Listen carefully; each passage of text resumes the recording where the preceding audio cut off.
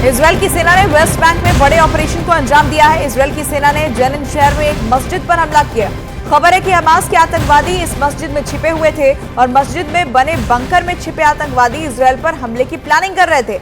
IDF ने इस हमले का वीडियो भी जारी किया और हमले में बड़े नुकसान का दावा किया गया है।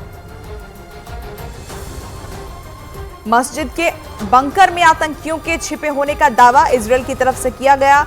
आईडीएफ ने हमले का एक वीडियो भी जारी किया है। बताया यह गया कि आतंकवादी यहां पर बड़े हमले की प्लानिंग कर रहे थे, लेकिन यहां पर इन्हें नेस्तनाबूद कर दिया गया है। वेस्ट बैंक में आईडीएफ की तरफ से यह बड़ा अटैक किया गया। मस्जिद में छिपे आतंकवादियों पर यह अटैक किया गया। तस्वीरें भी जारी की गई है। मस्जिद के बंकर में दरअसल आतंकवादियों के छिपे होने की जानकारी साझा की गई है। दो तस्वीरें आपको दिखा रहे हैं किस तरीके से मस्जिद पर यह अटैक हुआ है। मस्जिद पर हुए हमले के बाद वहां अफरा तफरी मच गई और इस हमले में मस्जिद को भी बड़ा नुकसान पहुंचा।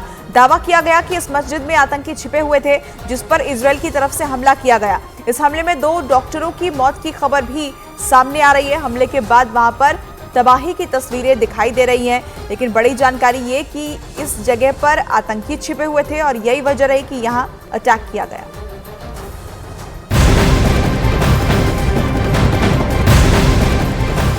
इजरायल और हमास में जारी युद्ध का आज 16वां दिन है। इजरायल के हमले में गाजा में अब तक 4,469 लोगों की मौत हो चुकी है। मरने वालों में 1,756 बच्चे भी शामिल हैं और घायलों की संख्या 13,561 तक पहुंच चुकी है। 16वां दिन युद्ध का और ये युद्ध और भी भीषण होता चला जा रहा है। गाजा में 4,000 से ज्यादा लोगों की मौत हो चुकी है। 1,000 से ज्यादा बच्चे भी इन मरने वालों में शामिल हैं।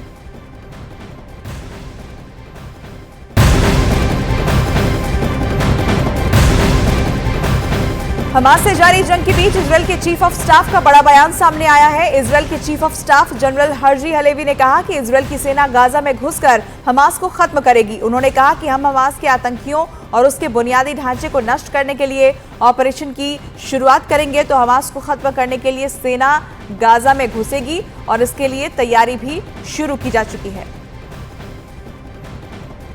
जिस तरह से संकेत मिल रहे हैं उससे साफ है कि हमास को खत्म करने के लिए इजरायल की तरफ से ऑपरेशन तेज किए जाएंगे।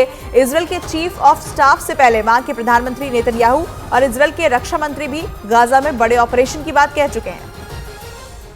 इजरायल की सरकार हर कीमत पर हमास को खत्म करना चाहती है। ऐसे में इजरायल के चीफ ऑफ स्टाफ का ये बयान हमास के खिलाफ कड़े संकेत दे रहा है। उन्होंने अपनी सेना को दक्षिण की ओर बढ़ने और हमास के खिलाफ हमले जारी रखने के आदेश दिए।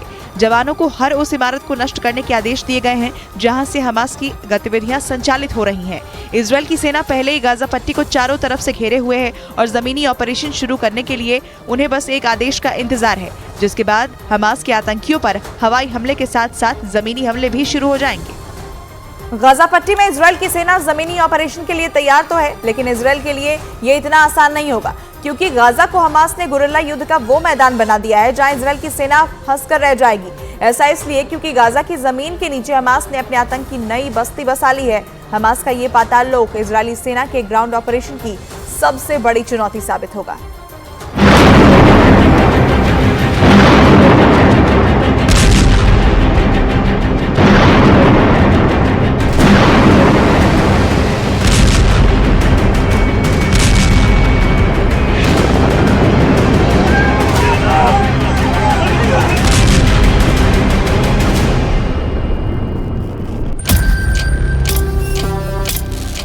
करीब 45 किलोमीटर लंबे और 6 से 10 किलोमीटर चौड़े गाजा पट्टी में करीब 25 लाख लोग रहते हैं।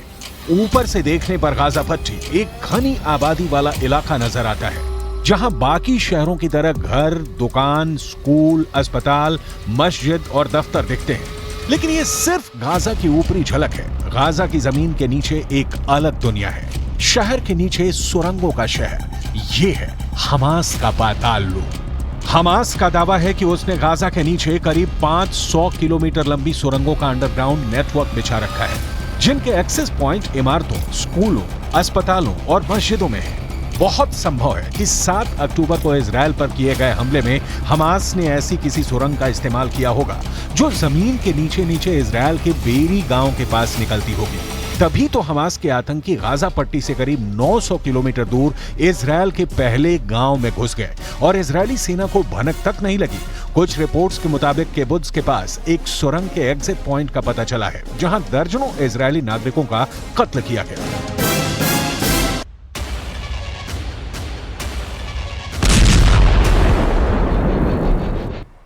साल 2007 में गाजा पट्टी पर नियंत्रण लेने के बाद से हमास ने शहर के अंदर और गाजा इजरायल सीमा पर भी सुरंगों का नेटवर्क बढ़ाने की शुरुआत कर दी थी। इसकी खबर जब इजरायल को लगी तब साल 2021 में आईडीएफ ने गाजा की सुरंगों को तबाह करने का ऑपरेशन चलाया।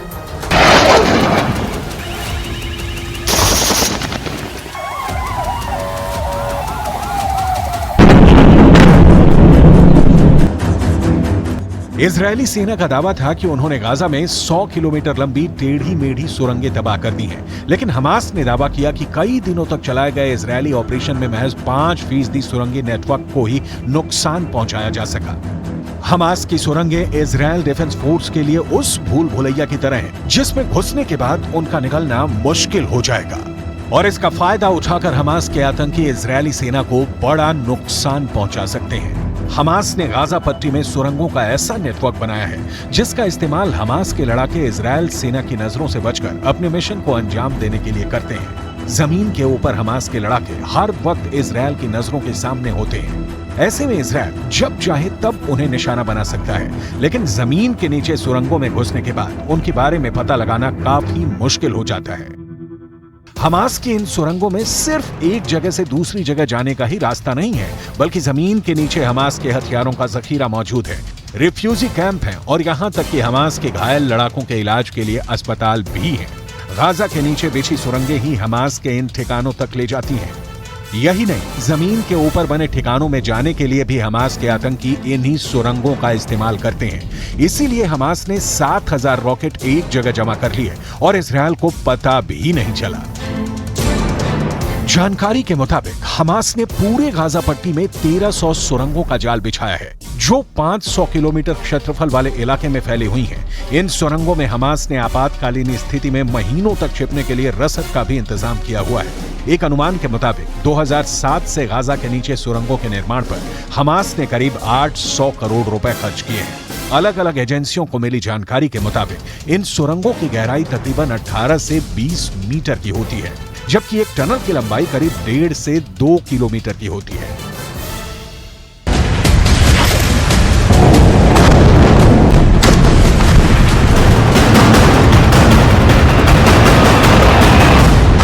सूत्रों का कहना है कि इनमें सबसे ज्यादा सुरंगें गाजा सिटी की जमीन के नीचे बनी हुई हैं। इनमें से बहुत सी सुरंगें तो एक दूसरे से सीधे तौर पर जुड़ी हुई हैं। सूत्रों के मुताबिक ये वो टनल हैं जिनमें रहकर हमास के आतंकी न सिर्फ इजरायल पर आतंकी हमले कर रहे हैं, बल्कि बीते कई सालों से इन टनल के माध्यम से लगातार युद्ध भी कर रहे हैं।